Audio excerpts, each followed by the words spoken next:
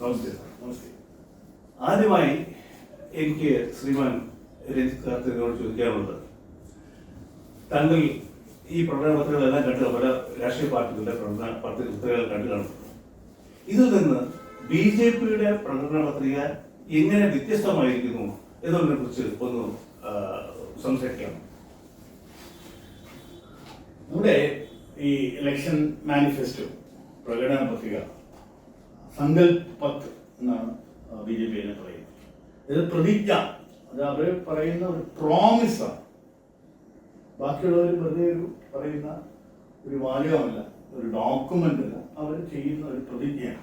അപ്പോൾ കഴിഞ്ഞ ഒരു 10 വർഷത്തെ കാര്യം നോക്കുകയാണെങ്കിൽ ഏറെക്കുറെ ഇതിനകത്ത് പറഞ്ഞിട്ടുള്ള എല്ലാ കാര്യങ്ങളും, മേജർ കാര്യങ്ങളുടെയും ഒരു ഇമ്പാക്റ്റ് അല്ലെങ്കിൽ അതിൻ്റെ ചെയ്തോ ഇല്ലയോ എന്ന് നോക്കുകയാണെങ്കിൽ രാമക്ഷേത്രം മുതൽ ആർട്ടിക്കിൾ 370-യുടെ ഒരു അബ്രഗേഷൻ വരെ ഉള്ള എല്ലാ കാര്യങ്ങളിലും അവർക്കൊരു 90% ക്രെഡിറ്റ് കൊടുക്കാമെന്നുള്ളതാണ് എൻ്റെ ഒരു ഒബ്സർവേഷൻ. പോയിന്റ് ബൈ പോയിന്റ് അല്ല ഞാൻ നോക്കുന്നത്, എന്നാലും ജനറലി. അപ്പം അന്നും BJP-യുടെ ഒരു പ്രകടന പത്രിക പറയുന്നത് സബ്കാ സാത്ത് സബ്കാ വികാസ്. അപ്പം നമുക്ക് എല്ലാവർക്കും അറിയാം, ഈ BJP-യെ ഫോളോ ചെയ്യുന്ന അല്ലെങ്കിൽ അവരെ ഒബ്സർവ് ചെയ്യുന്ന ആളുകൾക്ക് എല്ലാവർക്കും അറിയാവുന്ന ഒരു കാര്യം എന്ന് പറഞ്ഞാൽ ഇന്റഗ്രൽ ഹ്യൂമനിസം, ഏകാത്മ മാനവ ദർശനം എന്നുള്ളതാണ്. അതിനെ അടിസ്ഥാനപ്പെടുത്തിയിട്ടുള്ള Antyodaya, last man in the queue, അതാണ് ഈ സർക്കാർ വിശ്വാസത്തെ കുറിച്ച് പറയുന്നുണ്ട്. അപ്പൊ ഈ അന്ത്യോദയ എന്ന് പറയുന്നത് അതായത് ഒരു ബേസിക് ഫിലോസഫി, ഐഡിയോളജി അല്ല, ബേസിക് ഫിലോസഫിയിൽ നിന്നുകൊണ്ട് എല്ലാവരെയും ഇൻക്ലൂസീവായി, ആരെയും എക്സ്ക്ലൂഡ് ചെയ്യാതെ, ഡിവൈഡ് ചെയ്യാതെ ഉണ്ടായിട്ടുള്ള ഒരു ഡോക്യുമെന്റാണ്, മിഷൻ ഡോക്യുമെന്റാണ് കാലാകാലങ്ങളായിട്ട് BJP-യുടെ പ്രകടനത്തിലേക്ക് നമ്മൾ കാണുന്നത്. അപ്പോ ലാസ്റ്റ് 10 years നമ്മൾ നോക്കുകയാണെങ്കിൽ വളരെയധികം ഫോക്കസ്ഡ് ആയിട്ട്, അതായത് നമുക്ക് എപ്പോഴും ഒരു ടാർഗറ്റ് ഉണ്ടെങ്കിൽ അത് റീച്ച് ചെയ്യുള്ളൂ എന്നുള്ളതാണ് നമ്മൾ മനസ്സിലാക്കുന്നത്. അതായത് ഫ്രീ ബീസ് കൊടുത്തിട്ടും കിറ്റിൽ സാധനം സപ്ലൈ ചെയ്തിട്ടൊന്നും അത് ചെയ്യേണ്ടെന്നല്ല ഞാൻ പറഞ്ഞത്, അത് ഞാൻ ക്ഷമിച്ചതുമല്ല. കാരണം 80 കോടി ആളുകൾക്ക് ഫ്രീ റാഷൻ കൊടുത്തിട്ടാണ് ഇന്ന് നമ്മുടെ ഭാരതത്തിലെ സർക്കാർ മുന്നോട്ട് പോകുന്നത്. കോവിഡ് പീരീഡിലാണ് കൃത്യമായിട്ട് അത് 5 വർഷത്തേക്ക് എക്സ്റ്റെൻഡ് ചെയ്യുന്നത്. അപ്പോ അത് ഫുഡ് സെക്യൂരിറ്റിയുടെ പാർട്ടാണ്. ഞാനന്ന് അഗ്രികൾച്ചർ മിനിസ്ട്രിയിലെ ഡയറക്ടറായിട്ടിരിക്കുന്ന കാലമാണ്. അപ്പോൾ അത് ഇംപ്ലിമെന്റ് ചെയ്തത് എങ്ങനെയെന്ന് വളരെ കൃത്യമായിട്ട് എന്റെ കണ്ടതുമാണ്. വളരെ കൃത്യമായിട്ട് പ്ലാനിങ്ങോടുകൂടി ഓരോ മനുഷ്യരും ഇത് എങ്ങനെ എത്തിച്ചു എന്നുള്ളത് വളരെ കൃത്യമായിട്ട് പ്ലാൻ ചെയ്ത് വേൾഡ് ഓവർ ആളുകൾ അതിനെ വളരെ സാധിച്ചിട്ടുണ്ട്. കാരണം അത് എക്കോണമിക്ക് വളരെയധികം ഇമ്പോർട്ടൻസ് കൊടുത്തു. ഒന്ന്, ഈ പറയുന്ന ഫുഡ് ഗ്രെയിൻസ് നശിച്ചു പോകുന്ന ഒരു കാലഘട്ടത്തിൽ നിന്ന് മാറി ഇത് ആളുകളിൽ എത്തിക്കുന്നു എന്നുള്ളത്. 2, പല രാഷ്ട്രങ്ങളും ചെയ്തിരുന്നത് പണം ആയിട്ട് കൊടുക്കുകയായിരുന്നു.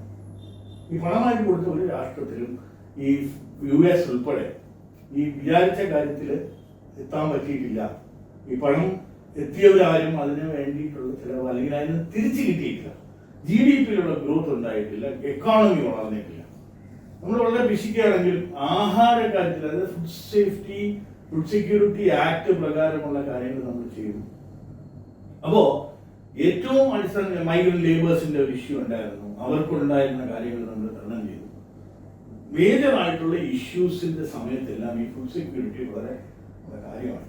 അപ്പോ ആ അവസാനം നിൽക്കുന്ന ആൾ, ആ ക്യൂവിൽ അവസാനം നിൽക്കുന്ന ആൾക്കും ഡെവലപ്മെന്റ് എത്തണം എന്ന് പറയുന്ന ആ തരത്തിലേക്ക് പോകാൻ ഇനിയും ഒരുപാട് സ്ഥലം, ഒരുപാട് ദൂരം നമുക്ക് സഞ്ചരിക്കാനുണ്ടില്ല എന്നൊന്നും പറയാൻ പറയുന്നത്. ഇന്ത്യ ഒരു രാജ്യത്ത് വളരെയധികം കാര്യങ്ങൾ ചെയ്യാനുണ്ട്. പക്ഷെ എന്നാൽ 25 കോടി ആളുകളെ മൾട്ടി ഡയമെൻഷണൽ പ്രോപ്പർട്ടിയിൽ നിന്ന് മുന്നോട്ട് കൊണ്ടുപോയി, GST ഇംപ്ലിമെന്റ് ചെയ്തു, ഈ ഫിനാൻഷ്യൽ ഇൻക്ലൂഷൻ ഉണ്ടാക്കി.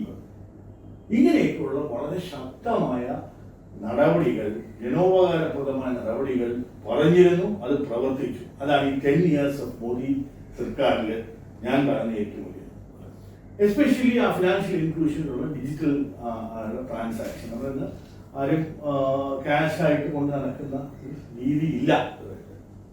എല്ലാവരും തന്നെ മൊബൈൽ ഫോണിലൂടെ കൊണ്ടുപോകുന്ന അല്ലെങ്കിൽ പണം ട്രാൻസാക്ട് ചെയ്യുന്ന ലെവലിലോട്ടൊക്കെ എത്തിച്ചു.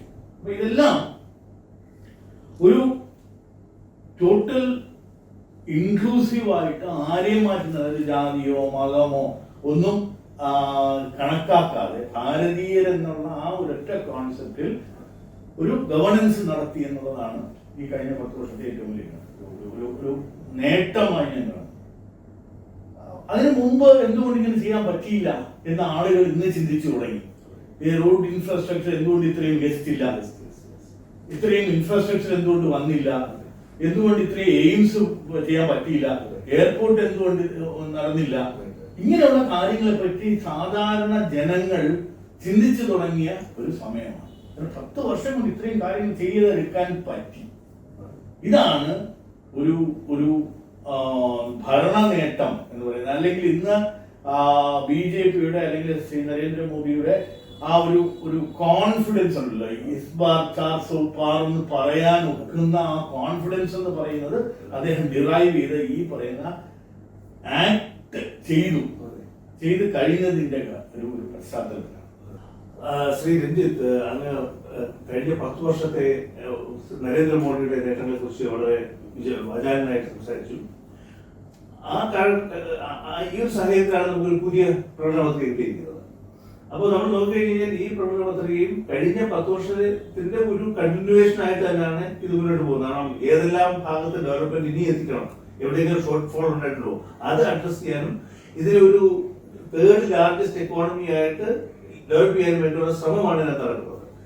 ആ അർത്ഥത്തിൽ താങ്കൾ ഇതിനെ ഈ 5 വർഷത്തെ ഇപ്പൊ പുതിയ പ്രകടനപത്രിക എങ്ങനെയാണ് വിലയിരുത്താൻ ശ്രമിക്കുന്നത്? ഈ അടുത്ത ഒരു 5 വർഷത്തെ പ്രകടന പത്രികയായിട്ടല്ല അദ്ദേഹം അതിന് പറഞ്ഞിരിക്കുന്നത്. അദ്ദേഹം ഒരു 2047 ഭാരതം എവിടെ ചെന്ന് നിൽക്കണം, ഇന്ത്യയുടെ 100ാം ഇൻഡിപെൻഡൻസിന്റെ 100ാം വാർഷികം, അതായത് 2000 അമൃതകാൽ ആണ് നമ്മളിപ്പോ കടന്നു പോകുന്ന അമൃതകാലിൽ അദ്ദേഹം വളരെ കോൺഫിഡന്റ് ആയിട്ട് ഇതിൽ കണ്ടിന്യൂറ്റി ഉണ്ടാകുമെന്നും, അത് അദ്ദേഹം തന്നെ ആയിരിക്കണം എന്നല്ല, പക്ഷെ ഈ ഒരു പ്രോസസ് പോളിസീസ് ഇതെല്ലാം ഒരു അരക്കിട്ടുറപ്പിച്ച ഒരു വലിയ ഒരു മിഷനറി ആയിട്ട് മുന്നോട്ട് പോകുന്ന രീതിയിലാണ് അദ്ദേഹം പ്ലാൻ ചെയ്തിരിക്കുന്നത്. അതുകൊണ്ട് ഡെഫിനറ്റ് ആയിട്ടും ഇത് പഴയ കാര്യങ്ങളുടെ ഒരു ഇംപ്രൂവ്ഡ് വേർഷൻ അല്ലെങ്കിൽ റിഫൈൻഡ് വേർഷൻ, ഒരു 3.0 പ്രകടന പത്രിക 3.0. അപ്പൊ അതിനകത്ത് ഈ 6G മുതലുള്ള കാര്യങ്ങൾ പ്രതിപാദിക്കുന്നുണ്ട്. എന്നാൽ ഇതൊരു 4 പില്ലേഴ്സ് ആണ് അദ്ദേഹം പറഞ്ഞിരിക്കുന്നത്. ഈ പ്രകടന പത്രികയിൽ പറയുന്ന 4 പില്ലേഴ്സ് ആണ്. ഒന്ന് വിമൻ, വനിതകളുടെ, അതുപോലെ യുവജനങ്ങളുടെ, പാവപ്പെട്ടവരുടെ, കർഷകരുടെ, അങ്ങനെ 4 വിഭാഗത്തിലുള്ള ആളുകളെ അവരെ എയിം ചെയ്തിട്ടുള്ള ഒരു വിഷൻ ഡോക്യുമെന്റ് ആണ് നമ്മുടെ മുന്നിൽ അവതരിപ്പിച്ചിരിക്കുന്നത്. അതിനകത്ത് എല്ലാ ഭാഗത്തുമുള്ള ആളുകൾക്ക് മെയിൻ ട്രസ്റ്റ് ഫോക്കസ് എന്ന് പറയുന്നത് യൂത്തിനും വിമനും തന്നെയാണ്. അപ്പൊ ഈ പാവപ്പെട്ട ആളുകളെ ഒരു നെക്സ്റ്റ് ലെവലിൽ കൊണ്ടുവരിക അങ്ങനെയുള്ള കാര്യങ്ങൾ നിലനിൽക്കുമ്പോൾ അൺഎംപ്ലോയ്മെന്റ് ആണ് ഇന്നും കഴിഞ്ഞ പ്രാവശ്യമൊക്കെ ആളുകൾ എടുത്ത് പുറത്തു വച്ചിരിക്കുന്ന ഒരു ഏറ്റവും വലിയ ക്രിട്ടിക്കൽ ആയിട്ടുള്ള കാര്യം. ഒരുപാട് ഒരു യൂത്ത് എംപവർമെന്റ് എംപ്ലോയ്മെന്റിലേക്ക് കൊണ്ടുവരാൻ സാധിച്ച ഒരു ഗവൺമെന്റാണ് കഴിഞ്ഞ 10 വർഷം. അത് ഫോർമൽ എക്കണോമിയിലാണ്. ഇൻഫോർമൽ എക്കണോമിയിൽ ഈ MSME സെക്ടറിലും സ്വയം തൊഴിൽ കണ്ടെത്തി മുദ്രാ ലോൺ പോലുള്ള കാര്യങ്ങളിലൊക്കെ ഉണ്ടായിട്ടുള്ള അഭൂതപൂർവമായ വളർച്ച, അപ്പൊ അത് കണ്ടിന്യൂ ചെയ്ത് സ്കിൽ ഡെവലപ്മെന്റിലും മറ്റുമൊക്കെ ഊന്നൽ നൽകി ഒരു ഫ്രീ ബി എക്കണോമിക്സിൽ നിന്ന് മാറി. അപ്പൊ നമുക്കറിയാം എന്താണ് ഈ ഡൽഹിയിലും ഈവൻ സർട്ടൻ എക്സ്റ്റെന്റ് നമ്മുടെ തമിഴ്നാട്ടിൽ തന്നെ നോക്കുകയാണെങ്കിൽ ഫ്രീ ബി കൊടുത്ത് അവർക്ക് ആഴ്ചയിലുള്ള റൈസ് ആകട്ടെ പ്രാതലാകട്ടെ ഇതൊക്കെ ഫ്രീ ആയിട്ട് കൊടുക്കുമ്പോൾ ഉണ്ടാകുന്ന ഒരു ലേബർ പാർട്ടിസിപ്പേഷൻ കുറയുന്നു എന്നുള്ളത്. അപ്പൊ അത് മാറ്റി നിർത്തി അവരെ സക്രിയമാക്കി അവരെ എനേബിൾ ചെയ്ത് ഫ്രീ ആയിട്ട് പണം കൊടുക്കുന്നതിന് പകരം അവരെ കൈപിടിച്ചത് ഒരു ജോലി ചെയ്ത് വരുമാനം ഉണ്ടാക്കാനുള്ള ഒരു രീതിയിലുള്ള ഒരു വിഷൻ പറഞ്ഞു. അപ്പൊ അതിനകത്ത് വിമൻ പാർട്ടിസിപ്പേഷൻ നമ്മുടെ ഈ വേൾഡ് ബാങ്കിന്റെയൊക്കെ പഠനങ്ങളിലും മറ്റുമൊക്കെ പറയുന്നത് നമ്മുടെ സ്ത്രീകളുടെ എക്കോണമിയിലേക്കുള്ള കോൺട്രിബ്യൂഷൻ തിരിയുക. അവർ വീട്ടിലൊക്കെ വളരെയധികം ജോലി ചെയ്യുമെങ്കിലും അത് അൺപെയ്ഡ് ലേബർ ആയിട്ടാണ്. അപ്പൊ അത് മാറി women also should participate in the contribution to the economy. അതല്ല അപ്പതി ദീദി, അതായത് 1,00,000 രൂപ ഒരു വർഷം ഉണ്ടാക്കുന്ന ഒരു സ്വയം തൊഴിൽ കണ്ടെത്തുന്ന ആ ഒരു രീതി നമുക്ക് വളരെ അങ്ങനെ ഒരു വലിയ മോഡൽ നമുക്ക് കേരളത്തിൽ കാണിക്കാൻ പറ്റിയിട്ടുണ്ട്, ഈ കുടുംബശ്രീ എന്ന് പറയുന്നത്. പക്ഷെ അത് അൺനെസസറി പൊളിറ്റിസൈസ് ചെയ്ത് ഇത് വെറുതെ ആളുകളെ മതിൽ കെട്ടാനും മാത്രമായി മാറിപ്പോയി. വാസ്തവത്തിൽ ആ ഒരു വലിയ നബാർഡിന്റെ കോൺസെപ്റ്റ് ആണ് അടൽ ബിഹാരി വാജ്പേയി അദ്ദേഹത്തിന്റെ സമയത്ത് ഉണ്ടാക്കിയിട്ടുള്ള ഒരു സെൽഫ് ഹെൽപ്പ് ഗ്രൂപ്പ് എന്ന് പറയുന്ന മോഡലാണ്. പക്ഷെ അത് കംപ്ലീറ്റ്ലി ഹൈജാക്ക് ചെയ്തത് പൊളിറ്റിക്കൽ വെഹിക്കിൾ ആയി മാറി. അപ്പൊ അത് സ്ത്രീകൾ വാസ്തവത്തിൽ ഒരുപാട് പേർക്ക് ബെനഫിഷ്യൽ ആയിട്ടുണ്ടായിട്ടുള്ള ഒരു രീതിയാണെന്ന് മനസ്സിലാക്കി. അത് പലയിടത്തും ഇപ്പോൾ റിപ്ലിക്കേറ്റ് ചെയ്യാനായിട്ട് നോക്കുന്നത്. അപ്പൊ അതിനകത്തുനിന്ന് ഒരു പൊളിറ്റിക്സ് മാറ്റി നിർത്തിയാൽ ഈ പറയുന്ന സ്ത്രീകൾക്ക് ലക്ഷക്കണക്കിന് രൂപ ഇതിൽ നിന്ന് ഉണ്ടാക്കിയിരിക്കുക. അപ്പൊ അതാണ് ഈ വിമന്റെ ഫോക്കസ്. യൂത്തിനെ എനേബിൾ ചെയ്യുക, അല്ലാതെ പണം വെറുതെ കൊടുത്തിട്ട് അല്ലെങ്കിൽ സ്കോളർഷിപ്പ് കൊടുക്കുക ഇങ്ങനെയുള്ള കാര്യങ്ങളിൽ നിന്ന് മാറി നിന്ന് ഡെഫിനറ്റ് ആയിട്ടും ഒരു സ്കിൽ ഡെവലപ്മെന്റ് ആകും വർഷാവർഷമായിട്ടുള്ള. അപ്പൊ അതും ഈ നമുക്ക് അറിയാം, ഈ ഫോർമൽ അല്ലാത്ത വർക്കേഴ്സിന് ഈസ്ട്രോം എന്ന് പറയുന്ന കാർഡ് അതിന്റെ പ്രൊലിഫറേഷൻ കൂട്ടുക, ഇങ്ങനെയുള്ള കാര്യങ്ങളിലേക്കാണ് ഈ 4 പില്ലേഴ്സിൽ അദ്ദേഹത്തിന്റെ പ്രകടന പത്രിക. ഞാൻ സംക്ഷിപ്തമായിട്ട് പറയാം. കോൺഗ്രസ് അതിനകത്ത് ഇതിന്റെ കൂട്ടത്തിൽ ഒരു പില്ലറും കൂടെ ആഡ് ചെയ്തിട്ടുണ്ട്. അത് ഇക്വിറ്റി എന്ന് പറയുന്ന ഒരു പില്ലറും കൂടെ ആഡ് ചെയ്തത്, ന്യായ് പത്രം എന്നാണ് അവർ പറയുന്നത്. അപ്പൊ അതിനകത്തും ഇത് തന്നെയാണ് പറയുന്നത്. പക്ഷെ അവർ പറയുന്ന കാര്യങ്ങളിൽ അവർ പറയുന്നത് ഞാൻ എന്ത് പറയണം എന്നുള്ള രീതിയിലായിരിക്കാം ഒരു. പക്ഷെ എന്തായാലും അവർക്ക് ഒരു ഇക്വിറ്റിയുടെ അതിനകത്ത് പറഞ്ഞിട്ടുണ്ട്. 5 പില്ലേഴ്സ് ഉണ്ട് അവർക്ക്. ഇവരുടെ കാര്യത്തിൽ 4 പില്ലേഴ്സ്, അതായത് youth, women, poor and farmers ആണ്. ഈ 4 ഏരിയസിലാണ് CJP പറഞ്ഞിരിക്കുന്നത്. അത് കണ്ടിന്യൂസ് ആയിട്ട് ഇനിയുള്ള 5 വർഷവും കൂടെ ഈ പറയുന്ന ഫ്രീ റാഷൻ വിതരണം ചെയ്യും. അതുപോലെ സോളാർ സ്കീമിൽ 0 ഇലക്ട്രിസിറ്റി ബിൽ ഉണ്ടാക്കിയിട്ടുണ്ട്. അത് എനിക്ക് തോന്നുന്നു ഒരു വലിയ രീതിയിലുള്ള എസ്പെഷ്യലി ഈ വെഹിക്കിൾസും മറ്റൊക്കെ വരുന്ന സമയത്ത് ഇലക്ട്രിസിറ്റി ഇപ്പൊ നമുക്കറിയാം കേരളത്തിൽ തന്നെ ഈ ഇലക്ട്രിസിറ്റിയുടെ ഉപയോഗം ഭയങ്കര കൂടുതലാണെന്നും അതുകൊണ്ട് ഉണ്ടാകുന്ന സ്ട്രീറ്റിലുണ്ടാകുന്ന നഷ്ടവും കാര്യങ്ങൾ. അപ്പം ഈ സോളാർ പാനൽസ് യൂസ് ചെയ്ത് ഇലക്ട്രിസിറ്റി ജനറേറ്റ് ചെയ്ത് ഫ്രീ ഇലക്ട്രിസിറ്റി കൊടുക്കുന്ന ഒരു രീതി, അത് ആപ്പ് മോഡൽ അല്ല. ഇന്ത്യയിൽ ഒരു എനർജി റവല്യൂഷൻ ഉണ്ടാക്കാനുണ്ട്. ഇതൊരു ലോകത്തിന് തന്നെ ഒരു മോഡലാക്കിയിട്ട് ഭാവി എടുക്കാൻ പറ്റിയ ഒരു റവല്യൂഷൻ ഇതെന്നുണ്ടാകുന്നതാണ് എന്റെ ഒരു പ്രതീക്ഷ. അതേസമയം അതിന് ഈക്വലായിട്ട് നോക്കുകയാണെങ്കിൽ കോൺഗ്രസിന്റെ പ്രകടനത്തിൽ പറയുന്നത് socio economic and cast census ആണ്. അപ്പൊ എനിക്കത് ഇപ്പോഴും മനസ്സിലായില്ല എന്തുകൊണ്ട് നമുക്ക് ഇന്നും കാസ്റ്റും റിലീജിയനും ഒക്കെ സെക്യുലർ എന്ന് പറയപ്പെടുന്ന ഒരു കൺട്രിയിൽ എങ്ങനെ ഇമ്പോർട്ടന്റ് ആയി എന്ന് പറയുന്നത്. എനിക്ക് കോൺഗ്രസ് തന്നെ എഴുതി ചേർത്ത വേർഡാണ് സെക്യുലർ. ഇതിന്റെ അതിനെങ്ങനെ സംസാരിക്കും. അപ്പൊ ഇതൊരു കാസ്റ്റ് സെൻസസ് വേണമെന്നും JNK സ്റ്റേറ്റ് കൊടുക്കുന്നൊക്കെയാണ് അവരുടെ ഒരു മേജർ ഇത് പറയുന്നത്. 370 കളക്ടർ സ്റ്റേറ്റ് കൊടുക്കുക. മോഡി ഓൾറെഡി പറഞ്ഞു കഴിഞ്ഞു ഈ ഇലക്ഷൻ കഴിഞ്ഞാൽ ഉടനെ JNK സ്റ്റേറ്റ് വരുന്നുള്ള കാര്യം. രണ്ടുപേരുടെയും ഡിഫറെന്റ് അല്ല ആ രീതിയിൽ എന്നുള്ളത് നമുക്ക് മനസ്സിലാക്കാം. എക്കോണമിയുടെ കാര്യത്തിലാണെങ്കിൽ ഡൈഗ്രസീവാണ്. എടുത്ത് കളഞ്ഞിട്ടാണ് മോഡി പറയുന്നത് നിങ്ങൾക്ക് സ്റ്റേറ്റോട്ട് സ്റ്റേറ്റ്. പക്ഷെ അവരോട് 370 റീസ്റ്റേറ്റ് ചെയ്യും, ആ സ്റ്റേറ്റ് കൊടുക്കുന്നതാണ്. എന്തായാലും കോൺസ്റ്റിറ്റ്യൂഷനിൽ അമെന്റ്മെന്റ് ഒക്കെ ചെയ്യാനായിട്ട് വേണ്ടതെന്നൊക്കെ ഉള്ളത് നമുക്കറിയാം. അതുകൊണ്ട് സെക്കൻഡ് ഇത് നോക്കുകയാണെങ്കിൽ എക്കോണമിക്ക് വേണ്ടി എക്കോണമിയുടെ കാര്യത്തിൽ ഗ്യാരണ്ടി പറയുന്നതാണ്. ഇപ്പൊ മോദീസ് ഗ്യാരണ്ടിയാണ്, അദ്ദേഹത്തിന്റെ പ്രതിജ്ഞയാണ് ഗ്യാരണ്ടിയാണ്. അദ്ദേഹം പറയുന്നത് ഞാൻ ചെയ്യും എന്ന് പറയുന്നത് ഗ്യാരണ്ടി എന്നുള്ള രീതിയിലാണ്. അപ്പൊ അതിനകത്ത് ഒരു 3rd ലാർജസ്റ്റ് എക്കോണമി ആയിട്ട് വളർത്തിയെടുക്കും. അതുപോലെ തന്നെ പ്രൈസ് ഇൻഫ്ലേഷൻ കുറച്ച് പ്രൈസസ് മോഡറേറ്റ് ചെയ്യുന്നത്. മാത്രമല്ല പുതിയ ജോലി അവസരങ്ങൾ, തൊഴിലവസരങ്ങൾ ഉണ്ടാക്കിയെടുക്കുമെന്നൊക്കെ ഉള്ളതാണ് ഈ എക്കോണമിയെ മുന്നോട്ട് കൊണ്ടുപോകാൻ ആ പ്രകടന പത്രികയിൽ പറഞ്ഞിരിക്കുന്ന മേജർ കാര്യം. അതുപോലെ ഗവൺമെന്റ് ജോലികൾക്ക് ഉള്ള പ്രോംപ്റ്റ് ആയിട്ടുള്ള എല്ലാ 30 ലക്ഷം വേക്കൻസികളും 30 ലക്ഷവും ഇത് ചെയ്യുമെന്നല്ല BJPയുടെ പ്രകടന പത്രിക പറയുന്നത്. പറയുന്നത് എല്ലാ വേക്കൻസിയും പ്രോംപ്റ്റ് ആയിട്ടും നീഡ് ബേസ്ഡ് ആയിട്ട് ഉള്ളത് ഫില്ല് ചെയ്യും. അതേസമയം അതേപോലെ നമ്മൾ കോൺഗ്രസിന്റെ നോക്കുകയാണെങ്കിൽ 30 ലക്ഷം ഗവൺമെന്റ് വേക്കൻസീസ് ഫില്ല് ചെയ്യും എന്നുള്ളതാണ് അവരുടെ വാഗ്ദാനം. സ്റ്റാർട്ടപ്പ്, ഓണ്ടർപ്രണർഷിപ്പ്, അതുപോലെ മാനുഫാക്ചറിംഗ് ഹബ്. ഇപ്പൊ നമുക്കറിയാം ടെസ്ലയുടെ ഒരു സീരിയസ് ആയിട്ട് ഭാരതത്തില് മാനുഫാക്ചറിംഗ് ചെയ്യാനായിട്ട് ഉദ്ദേശിക്കുന്നത്. ആപ്പിളിന്റെ 15% പ്രൊഡക്ഷൻ ഇന്ത്യയിൽ സ്റ്റാർട്ട് ചെയ്യുന്നുണ്ട്. അതുപോലെ തന്നെ മുദ്ര ക്രെഡിറ്റ് ലോൺസ് അങ്ങനെയൊക്കെയുള്ള ചെറുകിട ലോണുകൾ 20 ലക്ഷം കൂട്ടി മുദ്ര ലോൺസ് ഡിസ്പോസ് ചെയ്യാനായിട്ടുള്ള കാര്യങ്ങൾ. ഇതിന്റെ ഒന്നും ഒരു ഫോക്കസ്ഡ് ആയിട്ടല്ല ഞാൻ വേറൊരു പ്രകടന പത്രികയിൽ കണ്ടിട്ടുള്ളത്.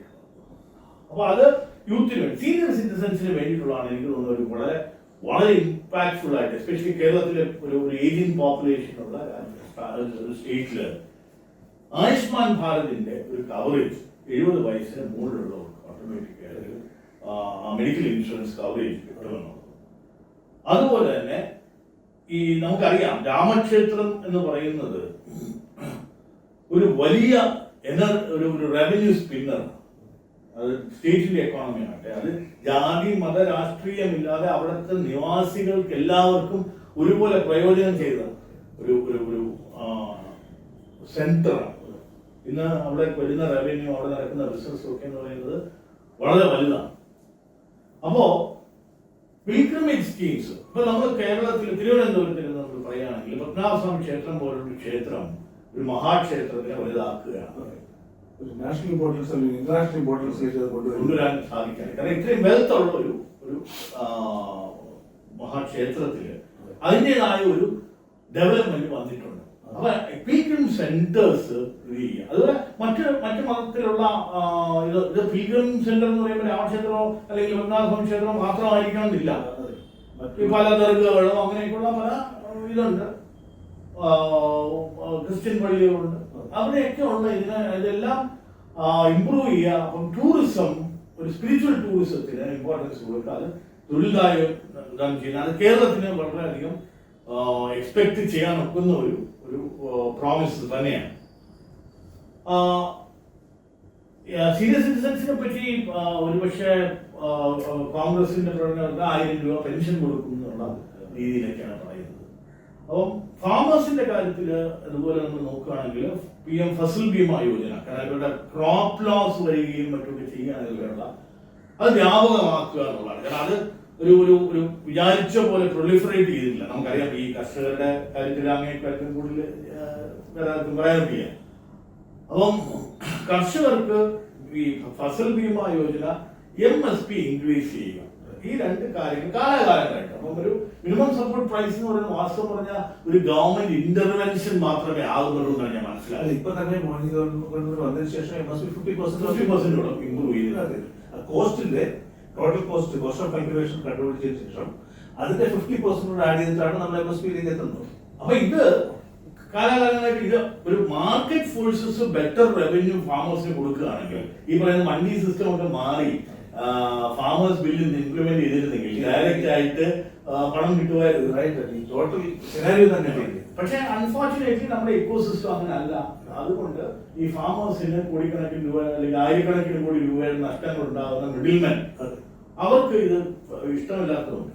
അപ്പോൾ അതിനകത്തൊരു കമ്പാരിസൺ പറയുകയാണെങ്കിൽ ലീഗൽ ഗ്യാരണ്ടി ഫോർ MSP ആണ് കോൺഗ്രസിന്റെ പ്രകടനത്തിൽ പറയുന്നത്. സ്ത്രീകൾക്ക് നമ്മൾ പറയുകയാണെങ്കിൽ ഒരു 3 കോടി സ്ത്രീകൾക്ക് ലക്പതി ദീദിയാക്കുക. നേരത്തെ ഞാൻ പറഞ്ഞു ഈ സ്ത്രീകളുടെ പാർട്ടിസിപ്പേഷൻ. അതുപോലെ ഹെൽത്ത് ഇഷ്യൂസ് ഉണ്ട്. നമുക്കറിയാം ഈ സ്വച്ഛ് ഭാരത് പോലും സ്ത്രീകളുടെ ഒരു ആരോഗ്യത്തിനായിട്ട് കണക്റ്റഡ് ആയിട്ടുള്ള ഒരു ഇതായിരുന്നു. അപ്പം അവരുടെ ഹെൽത്തിന് ചെയ്യുക. പൊളിറ്റിക്കൽ റെപ്രസെന്റേഷൻ, ലീഗലായിട്ട് ഒരു പൊളിറ്റിക്കൽ റെപ്രസെന്റേഷൻ. ഇപ്പൊ നമുക്കറിയാം പല കാര്യങ്ങളിലും സ്ത്രീകളുടെ ഒരു ഇൻവോൾവ്മെന്റ് കൂടിക്കഴിഞ്ഞു. അവരെ അംഗീകരിച്ചു തുടങ്ങി, അവർക്ക് ലീഡർഷിപ്പിലോട്ടൊക്കെ വന്നു തുടങ്ങി. അപ്പൊ ഈ തലത്തിലാണ് സ്ത്രീകളെ പിന്തുണ. മേജർ ഇഷ്യൂ നാഷണൽ സെക്യൂരിറ്റിയുടെ കാര്യത്തിലാണ് നമ്മൾ ഏറ്റവും കൂടുതൽ ചെയ്യുന്നത്. തിയേറ്റർ കമാൻഡ്സ്, അതായത് ഇപ്പൊ നമുക്കുള്ള ഒരു പ്രോബ്ലം എന്ന് പറയുന്നത് ആർമിയുടെയും എയർഫോഴ്സിന്റെ കയ്യിലും നേവിയുടെ കയ്യിലും എല്ലാവരുടെ കയ്യിലും ഒരേ സാധനങ്ങളുണ്ട്, പക്ഷെ അങ്ങോട്ടും ഇങ്ങോട്ട് യൂസ് ചെയ്യാനായിട്ടുള്ള. അപ്പൊ തിയേറ്റർ കമാൻഡ് കൊണ്ടുവരിക, ഇൻഫ്രാസ്ട്രക്ചർ ബോർഡറിൽ, അതായത് ചൈനക്കാർ ഈസി ആയിട്ട് നടന്നു വരും എന്നുള്ള പേടി കൊണ്ട് നമ്മൾ റോഡ് ചെയ്യുന്നില്ല എന്നുള്ളതിൽ നിന്ന് മാറി നമ്മൾ അവിടെ റോഡ് ധൈര്യപൂർവ്വം ഞാൻ പല പ്രാവശ്യം പോയിരുന്നു മിനിസ്റ്ററിൽ ഇരിക്കുന്ന സമയത്ത് നോർത്ത് ഈസ്റ്റ് പല പ്രാവശ്യം ട്രാവൽ ചെയ്യും, നേരിട്ട് കാണുകയും ചെയ്തതാണ്. ബോർഡറിന്റെ കാര്യത്തിൽ നമുക്ക് അങ്ങോട്ട് പോയാലല്ലേ അവരെ പ്രതി, അല്ലാതെ അവര് വന്നാൽ നമ്മൾ നടന്ന് പെട്ടെന്ന് കയറുന്ന അല്ലെ. മോഡേണൈസേഷൻ, എക്സ്പോർട്ട്, ഇവിടെ ഇൻഡിജിനസ് ഫാക്ട് ഇത് ചെയ്യാം. നമ്മൾ ഇന്ന് തന്നെ ഇപ്പോ ഫിലിപ്പീൻസിൽ മിസൈൽസ് ഉണ്ടാക്കി കൊടുക്കുന്ന രീതി വരെ എത്തിക്കഴിഞ്ഞു. ഇത്രയും കാലം നമുക്കറിയാം, എനിക്ക് അറിയാം മിസൈൽ ഹെഡ്സും മറ്റുമൊക്കെ പലപ്പോഴും നമ്മൾ സൗത്ത് ആഫ്രിക്കയിൽ നടന്നൊക്കെ ഇവിടെ വെച്ച് അതിനെ സ്ക്രൂ ചെയ്താണ് നമ്മളൊരു സപ്ലൈ ചെയ്തുകൊണ്ടിരുന്നത്. അവിടെ നിന്ന് മാറി ഒരു ലോക്കൽ മാനുഫാക്ചറിംഗിലേക്ക് പോയി. അപ്പൊ ഇത്രയും കാര്യങ്ങളാണ് ബ്രോഡായിട്ട് പെട്ടെന്ന് നമുക്ക് പറഞ്ഞാൽ ഇത് ഒരു ഇപ്രാവശ്യത്തെ പ്രകടന പത്രികയിൽ ഉണ്ടാകുന്ന ഒരു 4 പില്ലേഴ്സിലൂടെ കണ്ട് ഒരു വികസിത് ഭാരത് എന്ന് പറയുന്ന രീതിയിൽ ഭാരതത്തിനെ ഒരു ലോക എക്കോണമിയിലുള്ള ലെവലിലേക്ക് എത്തിക്കാനുള്ള ഈ കാര്യങ്ങൾ. ഇനി ശ്രീമാൻ രഞ്ജിത്തിനോട് എനിക്ക് ചോദിക്കാനുള്ള 2 കാര്യങ്ങളാണ് ഞാനത് ക്ലബ് ചെയ്ത് പറയാം. ഒന്ന്, ഈ 400-ലേക്ക് എത്തുമോ എന്നുള്ള ഒരു കണക്ക്. 2, കേരളത്തിന് ഈ പ്രകടന പത്രികയോട് എന്ത് പ്രയോജനം? ഈ കാര്യങ്ങളൊക്കെ ശ്രമിക്കാം. എനിക്ക് തോന്നുന്നത് ഒരു general mood of the nation, എല്ലാ സർവേസും അഭിപ്രായങ്ങളും ഒക്കെ പറയുന്നത് ഒരു closer to 400, if not beyond 400. അതായത് 400-ന് അടുത്ത് തന്നെ ആയിരിക്കും BJPക്ക് കിട്ടുന്ന സീറ്റുകൾ ഇപ്രാവശ്യം എന്നുള്ളത് തന്നെയാണ്. അപ്പൊ അതിനകത്ത് ഒരു സെഫോളജിസ്റ്റോ അല്ലെങ്കിൽ നമുക്ക് അങ്ങനെ പറയാൻ പറ്റില്ല. പക്ഷെ എന്നാലും ഒരു ബേസിക് ആയിട്ടൊരു mood of the nation definite ആയിട്ടും 400 അടുപ്പിച്ച് എത്തണം എന്നുള്ളതാണ് ഒരു വിലയിരുത്തൽ. കേരളത്തിനകത്ത് കിട്ടുന്ന പറഞ്ഞാൽ എപ്പോഴും എലക്ട് ചെയ്ത് കഴിഞ്ഞാൽ, ഒരു മന്ത്രിസഭയിൽ എത്തിക്കഴിഞ്ഞാൽ എനിക്ക് തോന്നുന്നത് ഇതൊരു കോമ്പറ്റീഷൻ ആയിട്ടോ അല്ലെങ്കിൽ ഒരു ശത്രുതാ മനോഭാവത്തോടു കൂടി നമ്മൾ കേന്ദ്ര ഗവൺമെന്റിനെ കാണരുത്. കേരളത്തിൽ എപ്പോഴും we have missed the bus. കേരളത്തിൽ മിക്കവാറും ഓപ്പോസിഷൻ ആയിരിക്കും ഭരിക്കുന്നത് കേന്ദ്രമായിട്ട് നോക്കുകയാണെങ്കിൽ. അങ്ങനെ അല്ലാത്ത സമയത്ത് പോലും നമുക്ക് അങ്ങനെ ഒരു വലിയ ബെനിഫിറ്റ് ഉണ്ടാക്കിയെടുക്കാൻ സാധിച്ചിട്ടില്ല.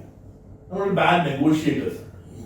ഇപ്പോഴത്തെ ഒരു സാഹചര്യത്തിലാണെങ്കിൽ ആക്ച്വലി നമ്മൾ അനാവശ്യമായിട്ടുള്ള ഒരുപാട് കാര്യങ്ങളിൽ കേന്ദ്രവുമായി, അതായത് ഒരു ചീപ്പ് പോളിറ്റിക്സിലേക്ക് എൻട്രി ചെയ്യുന്നു.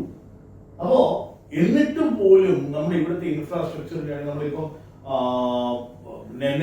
നാഷണൽ ഹൈവേയുടെ ഇത് നടന്നുകൊണ്ടിരിക്കുകയാണ്, നമ്മുടെ പോർട്ടിന്റെ ആക്ടിവിറ്റി നടന്നുകൊണ്ടിരിക്കുകയാണ്, നമ്മുടെ എയർപോർട്ടിന്റെ വികസനം നടന്നുകൊണ്ടിരിക്കുകയാണ്.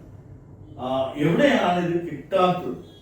ഇവിടെ കിട്ടാത്തത് ആൾക്കാരെ കടമെടുക്കാനുള്ള അനുമതി മാത്രമേ ഉള്ളൂ. അതെ, അതാണ് ചോദിക്കുന്നത്. അപ്പൊ ഇതിനകത്ത് റവന്യൂ ഉണ്ടാക്കാനുള്ള, അത് സെൻട്രൽ ഗവൺമെന്റുമായിട്ട് ചേർന്ന് നിന്ന്, ഇപ്പൊ നമുക്ക് ഡെമോഗ്രാഫിക് ഡിസഡ്വാൻറ്റേജ് ഉള്ള സ്റ്റേറ്റ് ആണ്, ഒരു ഏജിംഗ് പോപ്പുലേഷൻ ആണ്. അപ്പൊ ഇവിടെ നമുക്ക് ഒരു നോളജ് ബേസ്ഡ് സിറ്റി ഉണ്ടാക്കി. ഇപ്പൊ രാജീവ് ചന്ദ്രശേഖർ തിരുവനന്തപുരത്ത് പറയുന്ന ഒരു മേജർ കാര്യമുണ്ട്. അദ്ദേഹം പറയുന്നത് ഡെവലപ്മെന്റ് എങ്ങനെ വരണം, അതിനെപ്പറ്റി കൃത്യമായ ഒരു ധാരണ അദ്ദേഹത്തിനുണ്ട്. അപ്പൊ അദ്ദേഹം പറയുന്ന കാര്യങ്ങൾ ഇവിടെ ഒരു നോളജ് എക്കോണമി വേണം, ഇവിടുത്തെ ആളുകൾക്ക് ഇവിടെ തന്നെ സ്കില്ലിംഗ് വേണം, ഇവിടെ തൊഴില് പഠിപ്പിക്കണം. പഴയതുപോലെ ഡിഗ്രി എടുത്തു എന്ന് പറയുന്നത് ജോലി കിട്ടുന്ന ഒരു രീതി അല്ല ഇന്നത്തെ കാലം. അപ്പോ കേന്ദ്രത്തിൽ നിന്ന് കിട്ടാവുന്ന സപ്പോർട്ട് പണ്ടത്തെ പോലെ ഇതൊരു ഡോൾ ഔട്ട് അല്ല. ഇന്ന് നമ്മൾ പ്രോജക്റ്റ് കൊണ്ടുപോയി ചലഞ്ച് ചെയ്ത് അവിടെ നിന്ന് വാങ്ങിക്കുക. അപ്പൊ നമുക്ക് സ്ഥലമുണ്ട്, സെമി കണ്ടക്ടർ ഫാക്ടറി ഉണ്ടാക്കണം, ക്ലീൻ ടെക്നോളജിയാണ്, നമുക്ക് അതുകൊണ്ട് പൊല്യൂട്ടന്റ് അല്ല. അത് നമുക്ക് ഇത്രയും സ്ഥലം കൊണ്ട് നമുക്ക് ഇവിടെ വരുന്ന ഇൻവെസ്റ്റേഴ്സിനെ പിച്ച് ചെയ്ത് നമ്മൾ ഇവിടെ കൊണ്ടുവരുന്നത് അതായത് ഒരു മാർക്സിസ്റ്റ് സോഷ്യലിസ്റ്റിക് ആ ഒരു ചട്ടക്കൂടിൽ നിന്ന് മാറി ബാക്കിയുള്ള കാര്യങ്ങൾ മാറുന്നുണ്ട്. പക്ഷെ ഈ കാര്യത്തിൽ ഒരു ബിസിനസിനെ പ്രൊമോട്ട് ചെയ്ത് കൊണ്ടുവന്നാൽ ഭാരതത്തിൽ ഡെഫിനറ്റ് ആയിട്ട് പുതിയ സർക്കാർ വരുമ്പോൾ കേരളത്തിന് ബെനിഫിഷ്യൽ തന്നെയായിരിക്കും. We will be a part of the progress that is going to happen. അപ്പൊ അതുകൊണ്ട് ഡെഫിനറ്റ് ആയിട്ടും ഈ പുതിയ സർക്കാർ വരുമ്പോൾ അത് ഏത് തരം സർക്കാരാണ് കേരളത്തിന്റെ ഒരു ഡെവലപ്മെന്റ് പ്രോഗ്രസിന് ഇവര് കൊലാബറേറ്റ് ചെയ്ത് തന്നെ പോകണം. ഈ ഇന്ത്യയുടെ മാസീവ് ഗ്രോത്തിന് നമ്മൾ ഡെഫിനറ്റ് ആയിട്ട് പാർട്ടാകും, യാതൊരു സംശയവും വേണ്ട. India will definitely develop. So thank you very much. ഞങ്ങളുടെ പ്രേക്ഷകരോടൊപ്പം ഇത്രയും കാര്യങ്ങൾ പങ്കുവച്ചു.